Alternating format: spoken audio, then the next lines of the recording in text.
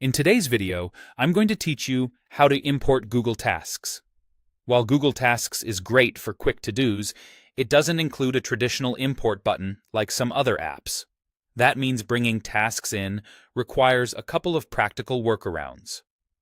I'll walk you through what actually works, why it works, and a few tips to make the process smoother. First, the simplest approach is to recreate your tasks manually. Open Google Tasks on the web or mobile, create or select the list you want, and start adding items. If you're moving a short list from another app or a note, you can copy and paste text and then press Enter to make each item its own task. This is the most straightforward method and is ideal when you only have a handful of tasks or you're reorganizing as you go. It's also the most reliable because you're using the native interface exactly as intended. If you need batch control, consider using a Google Sheets add-on designed for Google Tasks.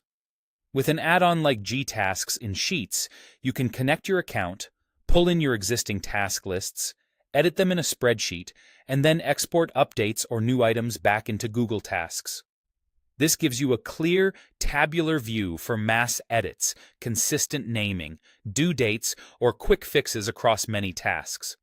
Keep in mind that add-ons are third-party tools, so review permissions carefully. Make sure you trust the developer and test with a small list before committing to a large import. Menu labels and flows may vary slightly by add-on, but the general idea is import to Sheets, edit, then push back to Tasks. Another path is to migrate into a different task app that integrates with Google. Some services, such as GQueues, can connect to your Google account and import your Google Tasks into their own system. This is useful if you want more advanced features like tagging, robust views, or shared projects. Just note that this approach moves your tasks into that app for ongoing management. It does not push them back into Google Tasks. Think of it as switching homes rather than importing back into Google Tasks. Before we wrap up, here's what doesn't work. You can't upload a CSV or JSON file directly into Google Tasks. And while Google Takeout is great for exporting a backup, it's export only. You can't re-import that archive to restore tasks automatically.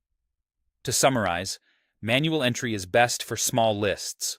A Sheets add-on helps with batch editing and structured updates. And a third-party task manager is ideal if you're ready for a more feature-rich environment. Choose the method that fits your workload and comfort level, and you'll be up and running quickly.